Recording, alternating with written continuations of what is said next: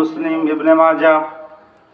আম্মা বাদ, প্রশংসা আল্লাহ সুবহানাহু ওয়া তাআলার জন্য, যে আল্লাহ সুবহানাহু ওয়া তাআলা আমাদেরকে ময়মনসিংহপুর পাকার মাথা জামে মসজিদের উন্নয়ন কল্পে আজকের এই ওয়াজ মাহফিল আসার তৌফিক দান করেছেন। সকলে বলেন আলহামদুলিল্লাহ। শান্তবতন হোক মহানবী মুহাম্মদ সাল্লাল্লাহু আলাইহি ওয়াসাল্লামের উপর, যার আদর্শকে বাস্তবায়ন করা একমাত্র আমাদের লক্ষ্য উদ্দেশ্য, যার শাফাত ছাড়া কেউ আমরা জান্নাত যেতে পারবো না, তার প্রতি লক্ষ্য করে দরুদ পেশ করি। সকলে বলি সাল্লাল্লাহু আলাইহি ওয়াসাল্লাম। সংক্ষিপ্ত সময়ে আলোচনার বিষয় নেশাদার দ্রব্য।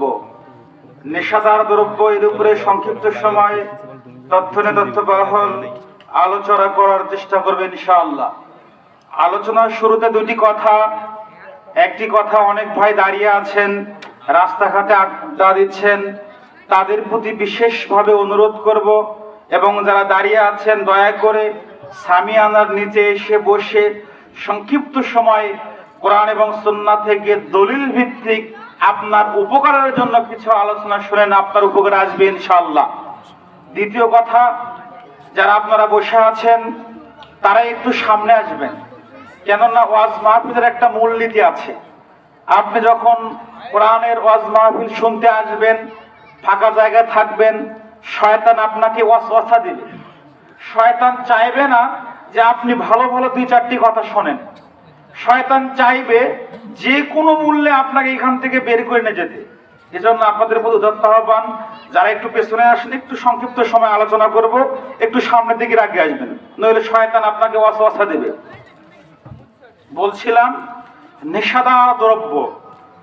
বর্তমান আমরা যে সময় অবস্থান করছি, পুরো বিশ্বে ভয়াবহ অস্ত্রের চাইতেও সবচেয়ে ভয়াবহ ফিতনা হচ্ছে নেশাদার দ্রব্য।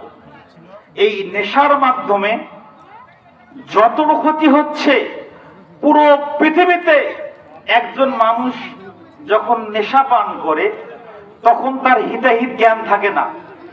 কেননা নেশা পান করলে সে বোঝে না কোনটা ভালো কোনটা মন্দ। যখন একটা মানুষের হিতাহিত জ্ঞান থাকে না, তার দ্বারা এই দুনিয়াতে সমস্ত অশ্লীল কাজ, সমস্ত নোংরা কাজ করে নেওয়া সম্ভব। এজন্য বলা হয় উম্মুল ফায়েশা, মানে পাপের মূল হচ্ছে নেশা। আসুন আমরা সংক্ষিপ্ত ভাবে এই নেশাটা কিভাবে আসলো এর ইতিহাসটা আমরা একটু জেনে নিই। বর্তমান আধুনিক বিশ্বে প্রায় 95% মানুষ, 95 জন মানুষ এই নেশার সাথে জড়িত পুরো পৃথিবীতে।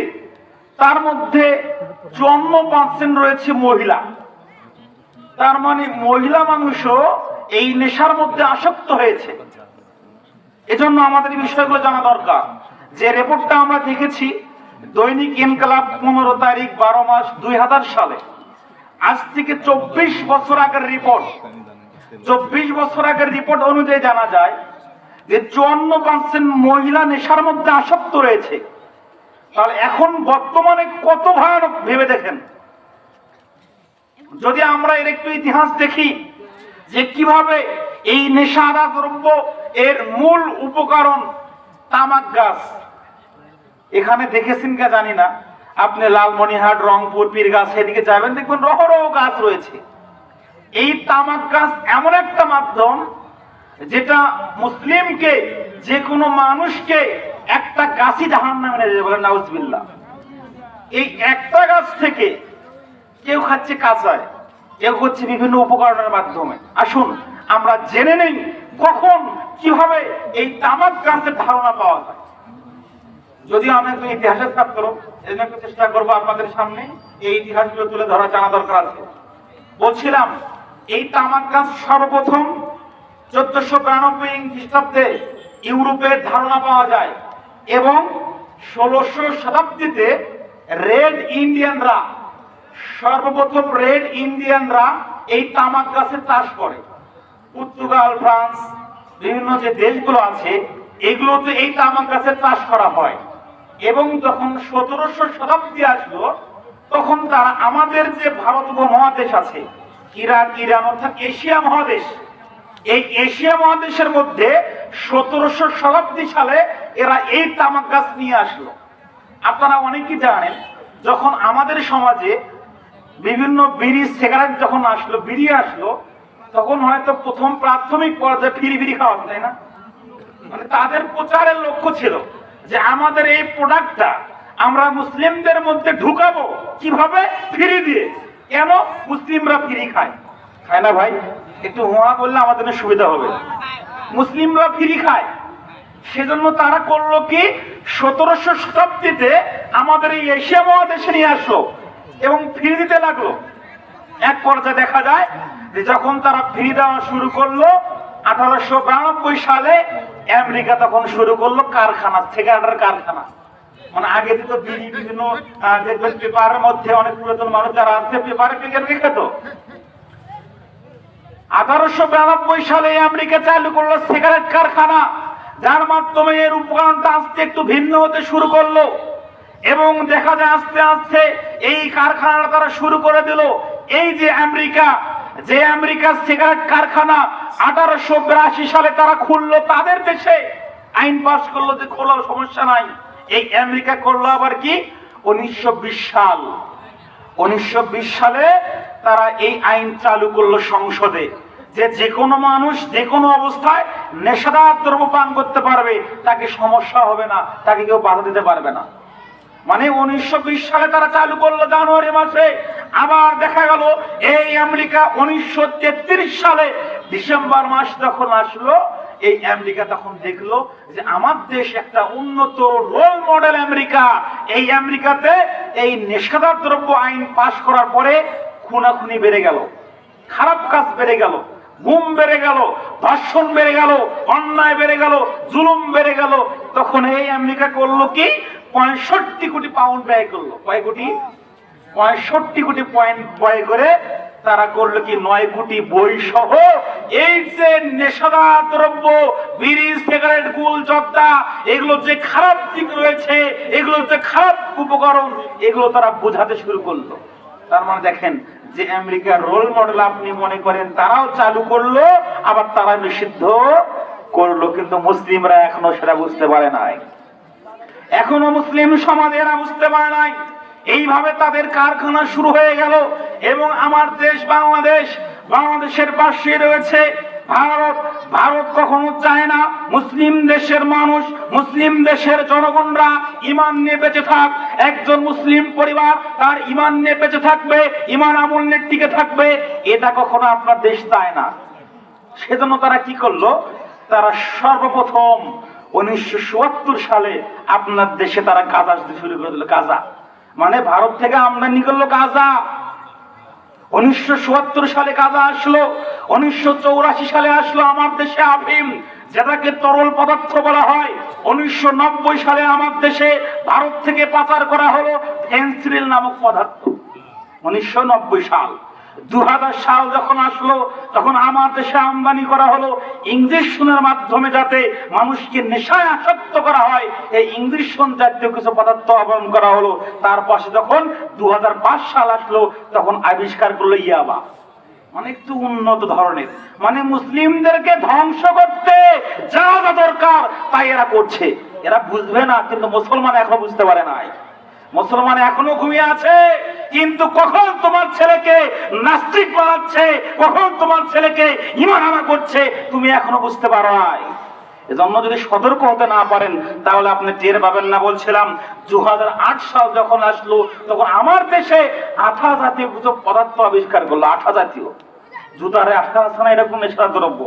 2019 সাল যখন আসলো, তখন ISLG সহ বিভিন্ন উপকরণ প্রায় 24টা আইটেম রয়েছে, যে 24টা আইটেম আমার দেশে দিয়ে আমার দেশের যুবকদেরকে, আমার দেশের ইসলাম প্রিয় যুবকদেরকে নষ্ট করার জন্য তারা নানা রকম ভাবে বিভিন্ন ফায়দা করে, বিভিন্ন উপকরণের মাধ্যমে আপনাকে ফ্রি সার্ভিস দিয়ে যাচ্ছে। যেটা বুঝতে পারেন নাই, আপনাকে ফ্রি সার্ভিস দিচ্ছে। এজন্য বলছিলাম এটা গেল সংক্ষিপ্ত ইতিহাস। এবার আমরা একটু জেনে নিই যে নেশাদার দ্রব্য কাকে বলে, নেশার সংজ্ঞাটা কি। নেশা কাকে বলে, নেশাদার দ্রব্য কি ও কেন? দেখুন, নেশার সংজ্ঞা বলতে গিয়ে ইবনে ওমর রাদিয়াল্লাহু আনহু বলেছেন, রাসূল মুহাম্মদ সাল্লাল্লাহু আলাইহি সাল্লাম বলেছেন, কুল্লু মুসকিরিন হারাম, কুল্লু মুসকিরিন হারাম, প্রত্যেক নেশাদার দ্রব্য হারাম, প্রত্যেক নেশাদার দ্রব্য হারাম। মানে যে বস্তু খেলে মানুষের হিতাহিত জ্ঞান থাকে না, যেটা খেলে মানুষ তার বিবেকের মধ্যে ভালো মন্দ বুঝতে পারে না, সেটাই মদ, আর সেটাই নেশাদার দ্রব্য, আর সেটাই হারাম।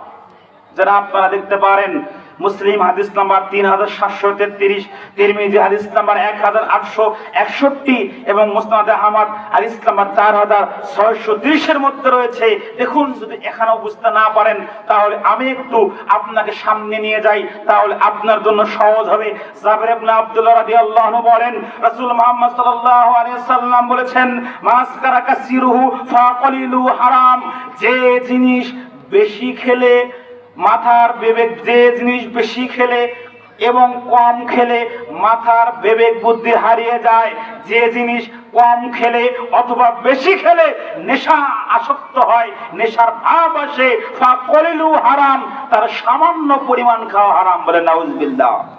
যদি বুঝতে না পারেন তাহলে আপনাকে আমি সহিহ বুখারী 717 নং হাদিস বলছি, কি যে রাসূল মুহাম্মদ সাল্লাল্লাহু আলাইহি ওয়াসাল্লাম বলেছেন, যেটা বেশি পরিমাণ খেলে নেশা হয় তার কম পরিমাণ খাওয়াও হারাম। এবার আপনার কাছে প্রশ্ন, ভাই বিড়ি খেলে নেশা হয় কিনা? একটু কথা বলতে হবে। বিড়ি খেলে নেশা হয়? নেশা হয় না? অবশ্যই নেশা হয়। যদি কেউ বলে না হয় না, তাহলে এটা একটা ভুল কথা। এর নেশার সংজ্ঞাটা একটু নেন। আপনার বাড়িতে, সকলের বাড়িতে মুড়ি আছে না? মুড়ি, মুড়ি যেরকম ভাবে আমরা মুঠের পর মুঠ নিয়ে খাই, ওই রকম ভাবে যারা জর্দা খায়, যারা জর্দা খায়, যারা গুল খায়, যারা সিগারেট খায়, তারা একটু শুনে রাখেন। আপনি বাড়িতে যেরকম ভাবে হাতে মুড়ি নিয়ে মুঠের পর মুঠ চাবাচ্ছেন, যারা জর্দা খাচ্ছেন অনুরূপ ভাবে 1-2 অঞ্জলি জর্দা হাতের মধ্যে নেন, হাতের মধ্যে নিয়ে মুখেতে একটু চাবান তো, চাবানের পর দেখেন তো যে আপনার সামনে যে পিলার গুলো আছে এগুলো লড়ে কি লড়ে না। 2-3 অঞ্জলি নিয়ে চাবান, দেখেন তো আপনাকে টালমাটাল মনে হয় কিনা। যদি টালমাটাল মনে হয় তাহলে ওটাই মদ, ওটাই হারাম। যারা গুল খান, পানি যেরকম শরবত খান, রমজান মাস আসলে একটা গ্লাসের মধ্যে 5 থেকে 7 কৌটা গুল ওর মধ্যে দিয়ে শরবত বানিয়ে খান তো, খাওয়ার পরে দেখেন তো আপনার মাথা ঠিক থাকে কিনা। যদি দেখেন খাওয়ার পরে মাথা টালমাটাল হচ্ছে, তাহলে বুঝে নেবেন ওটাই মদ, ওটাই হারাম। যারা সিগারেট খান, একবারে 2-3 প্যাকেট নেন সামনে, নিয়ে একটা করে খান আর মারেন, একবার খেতেই থাকেন, একবারে 2-3 প্যাকেট খাওয়ার পরে দেখেন যে আপনার সামনে টালমাটাল হয় কিনা। যদি দেখেন আপনার সামনে টালমাটাল হয়, তাহলে বুঝে নেবেন ওটাই মদ আর ওটাই হারাম, ওটাই হারাম। কিন্তু অনেক মানুষ বলবে যে আরে হুজুর, আমার তো আর সমস্যা হয় না, আমি খাই, আমার সমস্যা হয় না, ভাতও তো আমরা খাই। অনেকে বলতে পারে ভাত খেলে কি নেশা হয়? ভাই, আপনার বাড়িতে দেখা যায় যে আপনি সবসময় আলু ভর্তা, ডাল, মরিচ খান, একদিন আপনার বাড়িতে গরুর গোশত হয়েছে, দেখা যায় 2-3 হাফ প্লেট ভাত বেশি খেলে কিন্তু আপনার সমস্যা হয় না। নেশা কি তৈরি হয়? তাহলে এটা মত নয়। যেটা নেশা তৈরি হবে, বিবেক বুদ্ধি হারিয়ে যাবে, ভালো মন্দ বুঝতে পারবো না, ওটাই মত আর ওটাই হারাম। কিন্তু দুঃখজনক হলো সত্য যে বিজ্ঞান সমাজ বলছে এই নেশার ক্ষতি আছে, বিজ্ঞান সমাজ বলছে এটা মানুষকে ধ্বংস করে। কোরআন হাদিস থেকে আমরা স্পষ্ট ভাবে জানতে পারি এগুলো হারাম। এক শ্রেণীর হুজুর আছে যারা জর্দা খায়, এরা বলে জর্দা মাকরু, এরা বলে এরা জর্দা মাকরু। যে হুজুর সুদ খায়, এ সুদের ফতোয়া দেবে না। যে ঘুষ খায়, এ ঘুষের ফতোয়া দেবে না। যে জর্দা খায়, এ কখনো জর্দার ফতোয়া দেবে না। যে বলবে জর্দা মাকরু, বুঝে নেবেন ও একটা প্রতারক। যে বলবে জর্দা মাকরু, একটা প্রতারক। মাকরু বলে কোরআন হাদিসে কোনো শব্দ নাই। কোরআন হাদিসে হালাল এবং হারামের কথা উল্লেখ আছে। হালাল স্পষ্ট, হারাম স্পষ্ট, স্পষ্ট হবে কোরআন এবং হাদিসে উল্লেখ আছে। আর যারা বলে মাকরু, এরা একটা ভণ্ড। আরে মাকরু মানে কি ভাই? এখন নেটের যুগ, আমার কথা মূল্যায়ন করার দরকার নাই। আপনি একটু গুগলে যান, গুগলে গিয়ে লেখেন যে মাকরু শব্দের অর্থ কি। গুগলকে বলেন যে মাকরু শব্দের অর্থ কি, গুগল আপনাকে বলবে যে মাকরু শব্দের অর্থ হচ্ছে নিন্দনীয় কাজ, ঘৃণিত কাজ, খারাপ কাজ। তাহলে আমি বলছি যে এটা খারাপ, তাহলে ওটা আবার কিভাবে মাকরু হয়? ওটা আবার কিভাবে মাকরু হয়? আমি বলছি সিগারেট খাওয়া হারাম, আর আমার জর্দা খাওয়া কি আরাম? আরে ও তো সিগারেট বিভিন্ন উপকরণে খাচ্ছে, আর আমি যে টাটকা মারছি, টাটকা। আমার কথা বুঝতে পারছেন আপনারা? ও তো টাটকা মারছে, আর ও সিগারেট তো বিভিন্ন উপকরণে খাচ্ছে, এর দুটোই হারাম। শোনেন, পৃথিবীতে একটা বেহায়া কোম্পানি আছে, বেহায়া নির্লজ্জ কোম্পানি, যার নাম টোবাকো কোম্পানি, মানে সিগারেট কোম্পানি। এদের মতো নির্লজ্জ বেহায়া ইতর সিংরা পৃথিবীতে কোনো কোম্পানি নাই। কেন? কেন? দেখেন, প্রত্যেকটা কোম্পানি তাদের নিজস্ব সার্ভিসের প্রোডাক্ট করে, প্রশংসা করে। গামছা কোম্পানি বলে যে আমার গামছাটা ভালো, মাইকওয়ালা বলবে যে আমার মাইকটা ভালো, বলবে না? একটু কথা বলেন, বলবে না? প্রত্যেকটা মানুষ বলবে যে আমারটাই ভালো। কিন্তু এই টোবাকো কোম্পানি এত বেহায়া যে নিজেই বলছে ধূমপান বিষপান, ধূমপান করলে স্ট্রোক হয়, ধূমপান মৃত্যুর কারণ। মানে যে বলছে এটা খারাপ, আরে কোম্পানি তো বেহা, যারা এটা খায় এরা আরো তো শ্রেণীর লোক, যারা এটা খায় এরা আরো এটা শ্রেণীর লোক। এটা একদম চলবে না। দেখুন, এখানে স্পষ্ট বলছি, যদি কেউ বলে জর্দা খাওয়া মাকরু, এদের সঙ্গে হয় এদেরকে তিরমিজি একটা মূল হাদিস, এটা দেখতে পাচ্ছেন আমরাতে, এটা হচ্ছে তিরমিজি, এখানে হাদিস আছে 4341টা, এটা মূল কিতাব, এর মধ্যে 4341টা হাদিস। যদি কোনো হুজুর বলে জর্দা খাওয়া যাবে, কোনো সমস্যা নাই, জর্দা মাকরু, হয় হুজুরকে পড়াবো, নইলে তার কাছে হাদিস পড়ে যাবো ইনশাআল্লাহ। হয় তাকে হাদিস পড়াবো, নইলে পড়ে যাবো, তবু হক কথা জাতিকে জানাবো ইনশাআল্লাহ। এজন্য বলতে চাচ্ছি যে আপনারা এই বিষয়গুলো শুনবেন। দেখুন, এই নেশাদার দ্রব্য পান করা এটা একটা অপচয়, অপচয় না ভাই, একটা অপচয়। আপনার কি কোনো উপকার হয়? এক গ্লাস দুধ খেতে কতটা উপকার হচ্ছে সে করেন একটু। আর এই নেশা পান করছেন, আর আল্লাহ বলছেন যে ইন্নাল মুবাদ্দিরুনা কানা ইখওয়ানুশ শাইতান, নিশ্চয় অপচয়কারী শয়তানের ভাই। তখন আপনি একটা হিসাব করেন তো, সারা দিনে কয়েক প্যাকেট সিগারেট আপনি মারছেন, সারা দিনে কয়েক কোটা গুড় আপনি খাচ্ছেন, সারা দিনে কতগুলো চোখটার কাছে আপনি শেষ করেছেন আপনি নিজে জানেন। এর নাম ইসলাম নয়। অতএব আপনাকে ঠিক রাখতে হবে।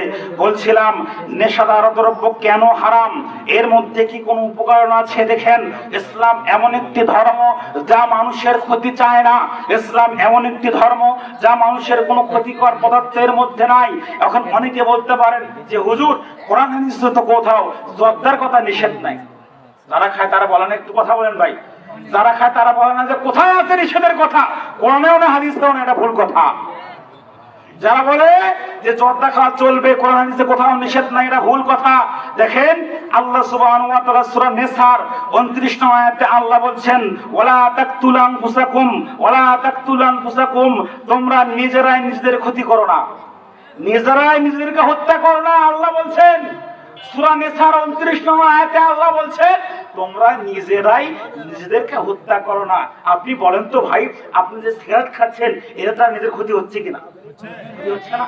গুল খাচ্ছেন এর দ্বারা ক্ষতি হচ্ছে না? অবশ্যই ক্ষতি হচ্ছে, আর এটা সম্পূর্ণ হারাম। দেখুন, রাসূল মুহাম্মদ সাল্লাল্লাহু আলাইহি সাল্লাম ইবনে মাজাহ হাদিস নাম্বার 2340, মুওয়াত্তা মালিক হাদিস নাম্বার 2758 নং হাদিসের মধ্যে রাসূল মুহাম্মদ সাল্লাল্লাহু আলাইহি সাল্লাম বলেছেন, লা যারারা ওয়ালা জিরারা, নিজে ক্ষতিগ্রস্ত হও না, অন্যের ক্ষতি করো না। মানে নিজে ক্ষতিগ্রস্ত হও না, অন্যকে ক্ষতি করো না। মানে এই নেশাদার দ্রব্য বিড়ি সিগারেট খেলে নিজের ক্ষতি হয় না? নিজের ক্ষতি হয় না। আমি যখন ধোঁয়া ছাড়ছি, পাশের লোকের কাছে যায় না, একটা ধোঁয়া যখন যায় তার ক্ষতি হচ্ছে না? একটা সিগারেটের মধ্যে 4000 নিকোটিন বিষাক্ত পদার্থ আছে, 4000, একটা দুটো না। আধুনিক বিজ্ঞান বলছে একটা সিগারেট, পরিপূর্ণ একটা সিগারেটের মধ্যে 4000 বিষাক্ত বিষ কিলবিল করছে, বলে নাউজুবিল্লাহ, যেটা একটা মানুষের জন্য সম্পূর্ণ ক্ষতিকর পদার্থ। দেখেন যারা এটা পান করে তাদের জন্য হাদিস আব্দুল্লাহ ইবনে ওমর রাদিয়াল্লাহু আনহু থেকে বর্ণিত, রাসূল মুহাম্মদ সাল্লাল্লাহু আলাইহি সাল্লাম বলেছেন, মান শারাবাল খামরা, যারা এই নেশাদার দ্রব্য পান করে, লাম ইয়াকবালিল্লাহু সালাতান 40 সাবান, যারা এই নেশাদার দ্রব্য পান করে 40 সাবহান, এদের 40 দিন কোন ইবাদত আল্লাহর দরবারে কবুল হবে না, বলেন নাউজুবিল্লাহ।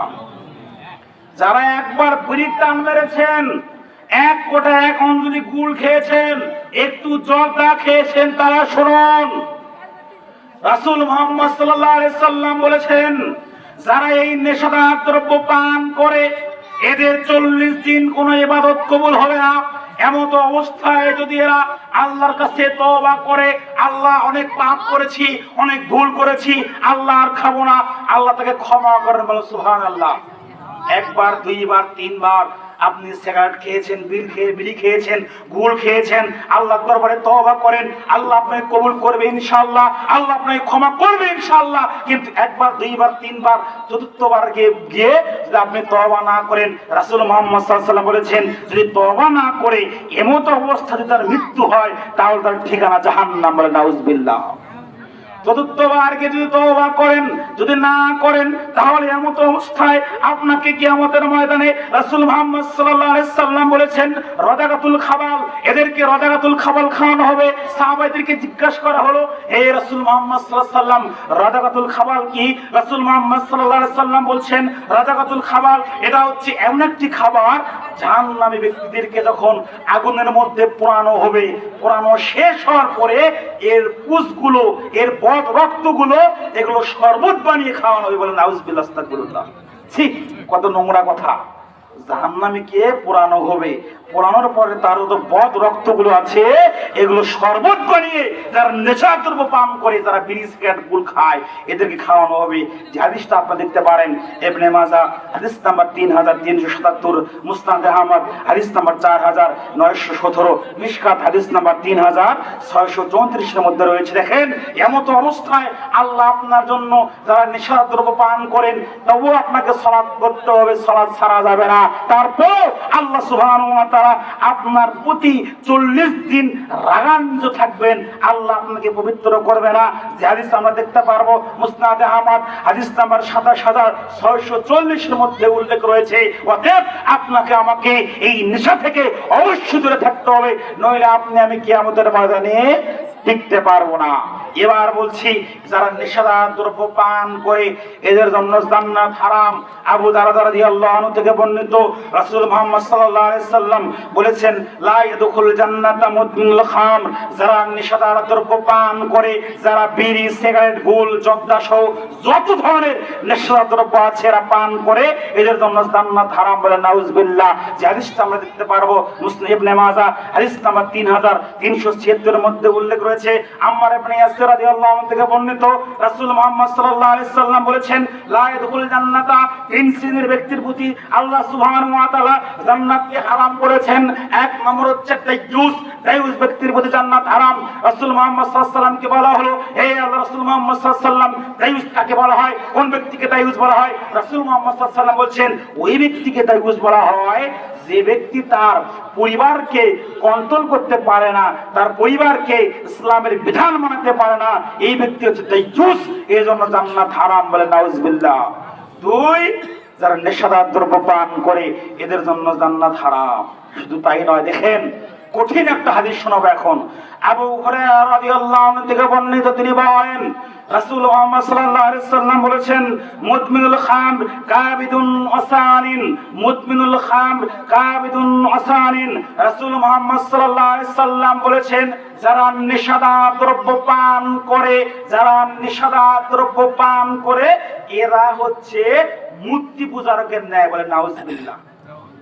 মূর্তি পূজারকের ন্যায় মানে ওই যে হিন্দুরা যেরকম ওদের দেব দেবীর সামনে বিভিন্ন ভোগ দেয়, বিভিন্ন ভাবে টাকাটাকি করে, একজন হিন্দু যেরকম তার পূজাকে মণ্ডপে গিয়ে আশ্রয় কামনা করে, অনুরূপ ভাবে রাসূল মুহাম্মদ সাল্লাল্লাহু আলাইহি ওয়াসাল্লাম বলেছেন, যে ব্যক্তি এই নেশাদ্রব্য পান করবে, এর ব্যক্তি আর ওই মূর্তি পূজাকের মধ্যে কোনো তফাৎ নাই, বলে নাউজুবিল্লাহ। তারা কত জঘন্য কথা বলেন। যে হাদিসটা আপনারা দেখতে পারবেন ইবনে মাজাহ হাদিস নাম্বার 3376 এর মধ্যে রয়েছে, মুসনাদে আহমদ হাদিস নাম্বার 2453 এর মধ্যে রয়েছে। অতএব যারা দোকানদার ভাই আছেন তারা এবার সাবধান হয়ে নিন। ইসলামের বিধান হচ্ছে যেটা হালাল ওটা বিক্রি করাও হালাল, যেটা হারাম ওটা বিক্রি করাও হারাম। দোকানদার ভাই, আল্লাহ ব্যবসা হালাল করেছেন, ব্যবসার মধ্যে বরকত রয়েছে, ব্যবসা অনেক বরকতপূর্ণ একটা বিষয়। কিন্তু আপনি যদি বিড়ি, সিগারেট, গুল, জর্দা, এলে পাতা সহ যত নেশা দ্রব্য আছে এগুলো বিক্রি করেন, আপনার জান্নাত হারিয়ে যাবে, আপনার জান্নাত হারিয়ে যাবে। অতএব আপনি সাবধান হন, নইলে কিয়ামতের ময়দানে আপনি টিকতে পারবেন না। বলছিলাম দেখেন এই নেশাদার দ্রব্য এত ভয়ানক আমাদের সমাজে কিভাবে এর বাস্তবতা আপনাকে আমি বলছি। একটা হাদিস শোনাই, আনাস বিন মালিক রাদিয়াল্লাহু আনহু থেকে বর্ণিত, তিনি বলেন রাসূল মুহাম্মদ সাল্লাল্লাহু আলাইহি ওয়াসাল্লাম বলেছেন, যেদিন মদ হারাম হলো, মদ কিন্তু একসময় হালাল ছিল, জানেন কি? মদ একসময় হালাল ছিল। যেদিন মদ হারাম হলো, জুবাইর আনসারী রাদিয়াল্লাহু আনহু বলছেন, যেদিন মদ হারাম হলো এদিন সবচেয়ে উন্নত একটা মদ ছিল, যার নাম আল ফাজি, উন্নত ধরনের মদ।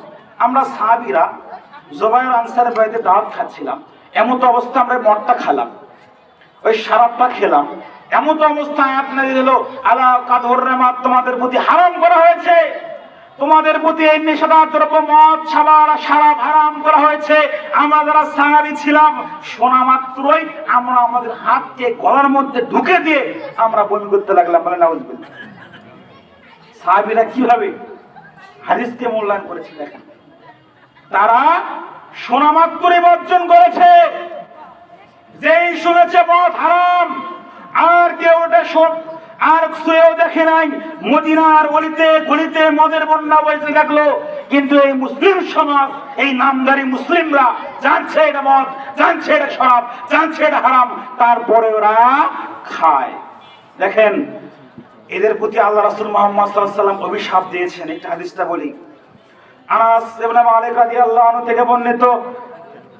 মা বোন যারা আছেন তাদের প্রতি অনুরোধ, তারা একটু চেপে চেপে বসবেন, তারা একটু চেপে চেপে বসবেন এবং অন্যকে বসার সাহায্য করবেন। বলছিলাম যারা এই নেশাদার দ্রব্য,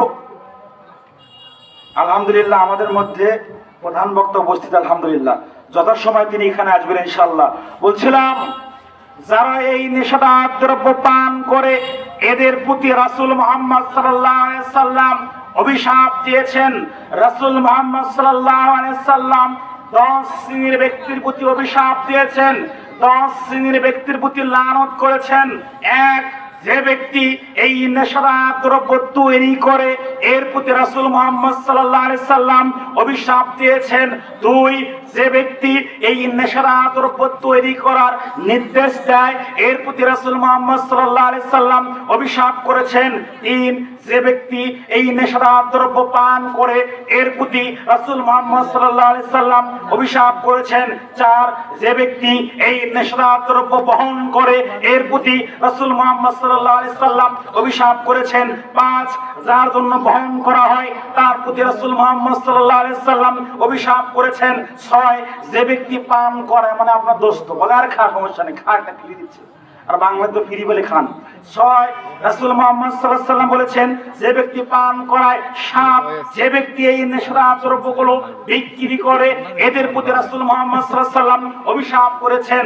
8, যে ব্যক্তি এই বিক্রির লাভ অংশ খায়, মানে দোকানদার আপনার ছেলে বিক্রি করছে আর আপনার ওই টাকা দিয়ে সংসার চলছে, এর পাপ আপনার প্রতি রাসূল মুহাম্মদ সাল্লাল্লাহু আলাইহি সাল্লাম অভিশাপ করেছেন। 9, যে ব্যক্তি কিনে নেয়। 10, যার জন্য ক্রয় করা হয়েছে, এই 10 শ্রেণীর ব্যক্তির প্রতি রাসূল মুহাম্মদ সাল্লাল্লাহু আলাইহি সাল্লাম অভিশাপ করেছেন। যে হাদিস আমরা দেখতে পারবো তিরমিজি হাদিস নাম্বার 1995, ইবনে মাজাহ হাদিস নাম্বার 3381 এর মধ্যে রয়েছে। এখন আপনি যদি এই নেশাদার দ্রব্য থেকে ফিরতে না পারেন তাহলে আপনার জন্য পরকাল অতীব ভয়ানক, আপনার জন্য পরকাল অতীব ভয়ানক। এই নেশার আচ্ছন্ন হয়ে আজকে আমাদের যুব সমাজ থেকে শুরু করে প্রত্যেকটা মহল্লায়, প্রত্যেকটা এলাকায় মানুষ এখন নেশার মধ্যে আসক্ত। কারণ দেখেন এখানে একটা জরুরি কথা, বহির্বিশ্বে যারা বিধর্মী আছে, যারা খ্রিস্টান আছে, এরা চায় না যে বাংলাদেশের মুসলিম যুবকরা এদের ইমান নিয়ে টিকে থাক, আপনার মেয়েটা পরিবার নিয়ে টিকে থাক, আপনার স্ত্রী সংসার নিয়ে টিকে থাক। এরা সেটা চায় না। তারা চায় আপনার সমাজকে কিভাবে ধ্বংস করা যায়, এই চিন্তা তাদের। এখানে একটু মিলিয়ে নেন, যাকে যেটা দেওয়া প্রয়োজন ওরা তাই দিচ্ছে। আপনারা কি মাকড়সার জাল দেখেছেন? মাকড়সার জাল, মাকড়সার জাল খেয়াল করবেন যে মাকড়সার জালটা অনেক সূক্ষ্মভাবে করা। সেখানে কাছে গিয়ে দেখবেন যে অনেক মশা আটকে সাদা হয়ে আছে, তাই না ভাই? সাদা হয়ে আছে, মানে ওখান থেকে বের হতে কখনো পারে নাই। অনুরূপ ভাবে মশা মাকড়সার জালে যেরকম মশা আটকিয়ে রেখে মরে গিয়ে ওখানে সাদা হয়ে গেছে, বের হতে পারে নাই, বর্তমান সময়েও যারা বিধর্মী আছে এরা মুসলিমদেরকে বিভিন্ন ছক এঁকিয়ে এঁকিয়ে যাকে যেটা দিয়ে প্রয়োজন, যাকে যেটা দিলে ভালো হবে তারা সেটাই দিয়েছে। কিভাবে দেখেন, আপনাকে দিয়েছে, আপনি একজন মুরব্বী, আপনাকে দিয়েছে নেশাদার দ্রব্য, মানে আপনি বিড়ি খাবেন, সিগারেট খাবেন, এগুলো দিয়ে আপনি দিন কাটাবেন। আর আপনার ছেলেকে দিয়েছে হিরোইন, ফেন্সিডেল, ইয়াবা এবং মোবাইলে অ্যাডিক্টেড, আসক্ত করেছে। বিভিন্ন গেমের মাধ্যমে আপনার ছেলেকে আসক্ত করেছে। আর আপনার মেয়েকে আর আপনার স্ত্রীকে দিয়েছে ওই যে ভারতের টিভি চ্যানেল, ভারতের ইউটিউব, ভারতের টিভি চ্যানেল, স্টার জলসা, জি বাংলা, এগুলো দিয়ে আপনার মেয়েকে এবং আপনার স্ত্রীকে ব্যস্ত রেখেছে। মানে আপনি ব্যস্ত নেশার মধ্যে, ছেলে ব্যস্ত নেশার মধ্যে, আপনার স্ত্রী আর আপনার মেয়ে ব্যস্ত ওগুলো অপসংস্কৃতির মধ্যে। মানে পুরো পরিবারটা একটা জাহান্নামী পরিবার, নাউজুবিল্লাহ। যে কারণে আপনি বলছেন যে হুজুর আমার বউ আমার কথা শোনে না, আমার ছেলেকে নামাজ পড়ার পর কথা বলি, ছেলে নামাজ পড়ে না, স্ত্রীকে পর্দা করার কথা বলি, হুজুর আমার স্ত্রী কথা শোনে না, আমার ছেলে কথা শোনে না। বলেন না ভাই, এর কারণ কি? এর কারণ আপনার পরিবারটা দায়ুসি পরিবার। আপনার পরিবার আপনি কন্ট্রোল করতে পারেন নাই। আপনার পরিবারটা হচ্ছে একটা দায়ুসি পরিবার, যে কারণে আপনার ছেলে কথা শোনে না, আপনার মেয়ে কথা শোনে না, আপনার স্ত্রী কথা শোনে না, কেউ কথা শোনে না আপনার। এর জন্য দায় আপনি। দেখেন একজন সজাগ মুসলিম পরিবারের কর্তার দায়িত্ব কি।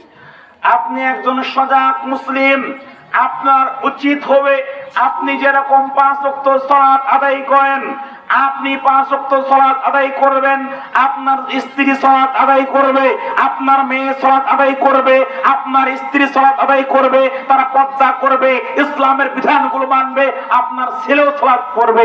যখনই আপনার পরিবারের সবাই 5 জনই যখন সালাত আদায় করবে, বিশ্বাস করেন তখন উপর থেকে আল্লাহ সুবহানাহু ওয়া তাআলা আপনার পরিবারের উপরে রহমত বরকত নাযিল করবেন, সুবহানাল্লাহ। কিন্তু আমি নিজে সালাত পড়ি, আমার ছেলেকে বলি না, আমার মেয়েকে বলি না সালাত পড়তে হবে, আমার স্ত্রীকে কখনো বলি না সালাত পড়তে হবে। নিজে ভালো পরিবার আমার আয়ত্তে নেই, আমি দায়ুস। আপনি যতই ভালো আমল করুন না কেন, আপনি কিয়ামতের ময়দানে আটকে যাবেন। কেন? আপনার পরিবারকে আপনি কন্ট্রোল করতে পারেননি। বিশ্বাস করেন, আপনি যখন আপনার পরিবার কন্ট্রোল করবেন, ইসলামের বিধান মানাবেন, যখন আপনার পরিবারের উপরে রহমত আসবে। কিভাবে? একটু মিল করে দেখায়। আপনি যখন 5 ওয়াক্ত সালাত পড়বেন, আপনার স্ত্রীকে বলবেন, এই স্ত্রী শোনো, তুমি আমার স্ত্রী, আমি যেরকম আল্লাহকে ভয় করে সালাত পড়ি, তোমাকেও 5 ওয়াক্ত সালাত পড়তে হবে। এই স্ত্রী শোনো, সালাত মানে যখন আজান দিবে, দুনিয়ার যত কাজ থাকুক না কেন সব কাজ ফেলে দিয়ে তোমাকে সালাত পড়তে হবে। বউকে বলতে পারবেন যে স্ত্রী শোনো, দুনিয়ার সব কাজকে ফেলে দিয়ে আজান হওয়া মাত্রই তোমাকে সালাত পড়তে হবে। তুমি যদি সালাত না পড়ো তাহলে আমার বাড়িতে আর তোমার ভাত নাই, বাবার বাড়ি পাঠাবো। বউকে বলতে পারবেন? এই সাহস কি আছে যে নামাজ না পড়লে আমার বাড়িতে তোমার ভাত নাই, আমি ভাত দেব না? যদি তুমি জামাতের সঙ্গে আজান হওয়া মাত্রই নামাজ না পড়ো, সময় হওয়া না মাত্রই নামাজ না পড়ো, তাহলে আমার বাড়িতে তোমার ভাত নাই। বিশ্বাস করেন, যদি বউকে কথা বলতে পারেন, দেখবেন যে আপনার বউ সোজা হয়ে যাবে। বউ তখন দেখবে, হায় রে, নামাজ না পড়লে তো আমার স্বামী বাড়িতে ভাত নেওয়াতে আমাকে যে কোনো মুহূর্তে হলেও নামাজটা ঠিকভাবে পড়তে হবে। যদি ছেলেকে বলে, ছেলে শোনো, তুমি আমার সন্তান, আমার পরিবারে তুমি থাকো, এই পরিবারে থাকতে হলে তোমাকে জামাতের সঙ্গে আযান হওয়া মাত্রই মসজিদে যেতে হবে। জামাত মিস করছো তো আমার বাড়িতে সে সকালবেলা তোমার ভাত নাই, যে সন্ধ্যায় খাবার জামাত মিস করবা ওই সন্ধ্যায় তোমাকে ভাত দেব না। ছেলে তখন ভাববে, আরে যদি নামাজ না পড়ি জামাতের সঙ্গে তাহলে আমার বাড়ি থেকে আর আমাকে ভাত দেবে না, তখন ছেলে সোজা হয়ে যাবে। মেয়েকে যদি বলে, মেয়ে শোনো, তুমি আমার মেয়ে, এই পরিবারে একটা আত্মমর্যাদা আছে, তুমি বিনা অনুমতিতে বাড়ির বাইরে যেতে পারবে না, বাড়ির বাইরে যেতে হলে তোমাকে একান্ত ঢিলাঢালা পোশাক পরে, কালো বোরকা পরে তোমাকে বাড়ির বাইরে যেতে হবে। যদি আপনার মেয়েকে বলে, মেয়ে শোনো, তুমি ইসলামের বিধান ছাড়া যদি বাহিরে যাও তাহলে তোমাকে পিটিয়ে চাম শিলব, মেয়ে দেখবেন সোজা হয়ে যাবে। মেয়েও তখন ভাববে যে না, আমার বাপও করা মাও করা সবাই করাতে আমাকে সালাদটা টাইম মধ্যে পড়তে হবে। কিন্তু যদি এইভাবে বলতে না পারেন তাহলে বিশ্বাস করেন আপনি তাই ইউসুফ অন্তর্ভুক্ত মরে যাবেন। আপনি পুরুষ বসে থাকেন আর আপনার স্ত্রী বোনাপাড়া বাজার করছে, সকালে 8টায় যাচ্ছে, বিকাল 4টা আসছে, কত পুরুষ মানুষের সঙ্গে তার গায়ের সাথে গা লাগছে, আপনি এখানে মসজিদে বসে আপনি তাসবিহ তেলাওয়াত করছেন, আপনি মসজিদে বসে তাসবিহ তেলাওয়াত করছেন, আর আপনার স্ত্রী বোনাপাড়া গিয়েছে মার্কেট করার জন্য, সকাল 9টা বিকাল 4টা আসছে, বোনাপাড়া বাজারে গেছে, কত মানুষের সঙ্গে তার গা লাগছে আপনার স্ত্রী জানে না। এজন্য পাপ কার হবে বলেন? এজন্য আপনার দায়ুস দায়ুস হয়ে মরেন না, নিজের পরিবার কন্ট্রোল করেন। আজকে আপনি পরিবার কন্ট্রোল করতে না পারলে কিয়ামতের ময়দানে এই পরিবার আপনার বিপক্ষে যাবে। এই পরিবার, এই স্ত্রী, এই ছেলে, এরা আপনার বিপক্ষে যাবে। আল্লাহকে বলবে, আল্লাহ কই, আমার স্বামী তো কখনো বলে নাই, আমার স্বামী তো কখনো বলে নাই, আমার আব্বা তো আমাকে ফজরের সালাতে কখনো ডাকে নাই। তখন আপনাকে সহ আল্লাহ জাহান্নামের মধ্যে নিক্ষেপ করে বলেন নাউজুবিল্লাহ। এজন্য বলছিলাম, আপনি, আমি, আপনার, আমার সন্তানকে রক্ষা করার দায়িত্ব হচ্ছে আপনার। আপনার সন্তান কোথায় যাচ্ছে, কোন বন্ধুর সাথে ঘুরছে, রাতের পর রাত গেমস খেলছে কিনা, মোবাইলে কি করে, এটা হচ্ছে জানা আপনার 1 নম্বর ইমানের দায়িত্ব। যদি আপনি ইমানের দায়িত্ব কন্ট্রোল করতে না পারেন তাহলে আপনার ছেলেও নেশাদার দ্রব্য পান করবে। জানেন, এক শ্রেণীর পিতা মাতার কারণে তাদের সন্তানরা নেশাদার দ্রব্য পান করে। কিভাবে জানেন? আমরা গ্রামের মানুষ, বাপ বলছে, বাবা ওই পাশের দোকানে যাও তো, ওই বাজার থেকে 2 প্যাকেট সিগারেট কিনে আনো। সিগারেট কিনে এনে ওই যে জমিতে কাজের লোক হয়েছে, বাবা ওই কাজের লোককে দাও, আর ওই যে 5 টাকা বেচেছে তুমি দোকান থেকে কিছু কিনে খাবে, বলে না ভাই? তখন ছেলে দোকানে গিয়েছে, দোকানে গিয়ে সিগারেট কিনছে, 5 টাকা 10 টাকা বেশি হয়েছে, সেই টাকাতে সে একটা মজা কিনেছে, আর এই সিগারেটটা গিয়ে ওই কাজের লোককে দিচ্ছে। 1 দিন 2 দিন 3 দিন দেওয়ার পরে ছেলে ভাববে, দেখি তো কেমন লাগে। তার কি মনে শয়তান ওয়াসওয়াসা দিতে পারে না? শয়তান তো তার মনে অবশ্যই ওয়াসওয়াসা দিবে।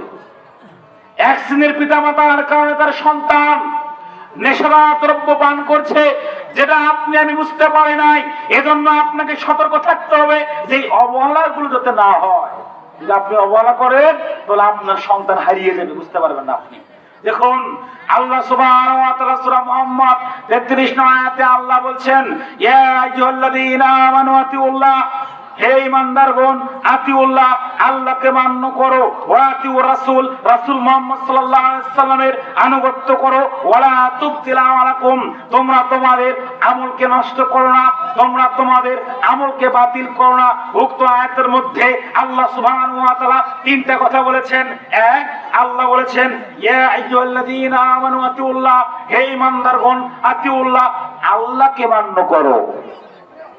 আল্লাহকে মান্য করো মানে আল্লাহ সুবহানাহু ওয়া তাআলা যে জীবন বিধান দিয়েছেন সেটাকে যথাযথভাবে মূল্যায়ন করা হচ্ছে আল্লাহকে মান্য করা। আল্লাহকে মান্য করা মানে শিরক মুক্ত ইবাদত করা। আল্লাহকে মান্য করা মানে তাওহীদ নিয়ে ইবাদত করা।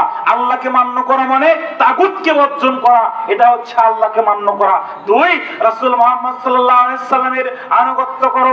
রাসূল মুহাম্মদ সাল্লাল্লাহু আলাইহি সাল্লামের আনুগত্য করা মানে রাসূল মুহাম্মদ সাল্লাল্লাহু আলাইহি সাল্লাম আমাদের জন্য যে জীবন বিধান, যে ইসলাম নিয়ে এসেছেন, যেভাবে যে পদ্ধতি অনুযায়ী আমাদের মধ্যে ইসলাম এসেছে, ওইভাবে কমানো যাবে না, বেশি করা যাবে না। ওটাই হচ্ছে রাসূল মুহাম্মদ সাল্লাল্লাহু আলাইহি সাল্লামের আনুগত্য করা। 3 নম্বর বাক্যে গিয়ে গিয়ে আল্লাহ কঠিন শব্দে উল্লেখ করেছেন।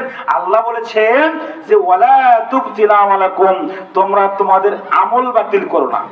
দেখেন, প্রথমে আল্লাহকে মানতে বললেন, 2 নম্বরে রাসূল মুহাম্মদ সাল্লাল্লাহু আলাইহি ওয়াসাল্লাম আনুগত্য করতে বললেন, 3 নম্বরে কি আল্লাহ বলেছেন যে তোমরা তোমাদের আমল নষ্ট করো না। মানে আল্লাহকে মানতে গিয়ে রাসূল মুহাম্মদ সাল্লাল্লাহু আলাইহি সাল্লামের সুন্নাতকে যদি আপনি পরিপূর্ণভাবে মূল্যায়ন না করেন, রাসূল মুহাম্মদ সাল্লাল্লাহু আলাইহি সাল্লামের সুন্নাতকে যথাযথভাবে যদি মূল্যায়ন না করেন, রাসূল মুহাম্মদ সাল্লাল্লাহু আলাইহি সাল্লাম এর সুন্নাতকে 19-20 করলেন, রাসূল মুহাম্মদ সাল্লাল্লাহু আলাইহি সাল্লামের সুন্নাতকে হেয়তুচ্ছ করলেন, তাহলে আপনার সমস্ত আমলগুলো বরবাদ হয়ে যাবে, বাতিল হয়ে যাবে, নষ্ট হয়ে যাবে। নাউযুবিল্লাহ।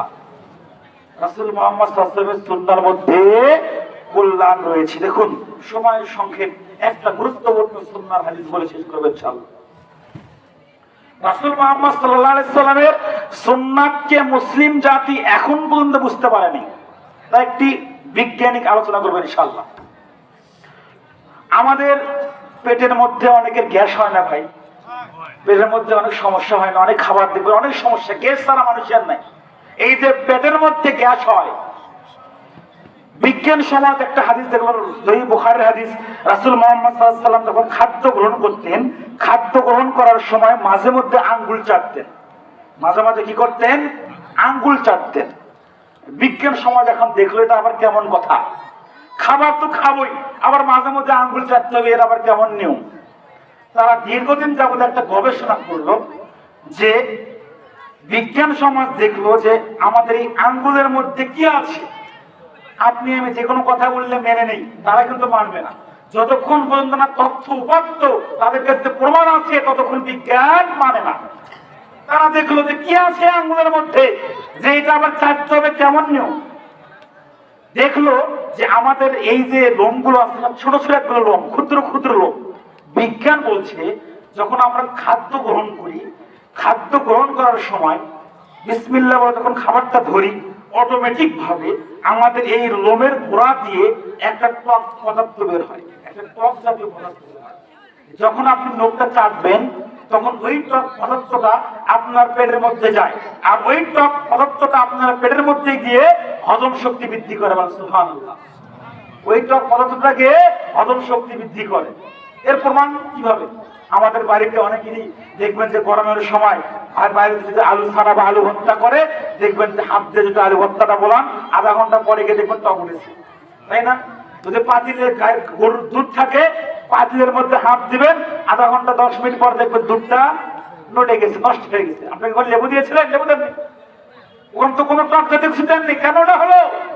বিজ্ঞান বলছে। কিন্তু মুসলিম সমাজ বিজ্ঞান বুঝতে পারলো, বিধর্মীরা বুঝতে পারলো যে খাবার পরে হাতটা নখটা চেটে খাওয়া সুন্নাত, এটা তারা বুঝতে পারলো, আর মুসলিমরা বুঝতে পারলো না। এটা খেলে মনে হয় গায়ে গায়ে মনে হয় কোনোদিন ভালোই খায়নি, কোনোদিন ভালো খাবারই খায়নি, আজকে হয়তো ভালো খাবার খেয়েছে, ওই জন্য নখগুলো চাটছে। এটা ভুল ধারণা। আজকে থেকে বিশ্বাস করেন, আপনি সুন্নাতটা মানেন, খাবার পরে আঙ্গুল চেটে খাবেন, দেখবেন ইনশাআল্লাহ আপনার পেটের আর কোনো সমস্যা হবে না ইনশাআল্লাহ। আসলে আলোচনা অনেক করলাম, সংক্ষিপ্ত সময়ে দ্বিতীয় বক্তা চলে এসেছে। যে আলোচনাগুলো করলাম এগুলো আল্লাহ সুবহানাহু ওয়া তাআলা আপনাকে আমাকে মানার তৌফিক দান করুন, আমিন। আমি আপনাদের এলাকার সন্তান, আমার একটা মহিলা মাদ্রাসা আছে যেটা বোনারপাড়া কলেজ মোড়, বোলারপাড়া কলেজ মোড়, উলুমুল কোরআন মহিলা সালাফিয়া মাদ্রাসা, সম্পূর্ণই আহলে হাদিস সিলেবাসের আলোকে সম্পূর্ণ মহিলা শিক্ষিকা দ্বারা পাঠদান করা হচ্ছে। এবং আমার বাড়ি ডিমলা প্রদূষণ দক্ষিণ পাড়া, ওখানে প্রায় 1 বিঘা জমির উপরে অনেক বড় প্রতিষ্ঠান হচ্ছে ইনশাআল্লাহ। ওটা আমরা আগামী জানুয়ারিতে, সামনে জানুয়ারিতে চালু করব। এবং আপনাদেরকে একটা দাওয়াত দিয়ে যাচ্ছি, আগামী 12ই ডিসেম্বর, আগামী 12ই ডিসেম্বর রোজ বৃহস্পতিবার ডিমলা প্রদূষণ দক্ষিণ পাড়া, যেখানে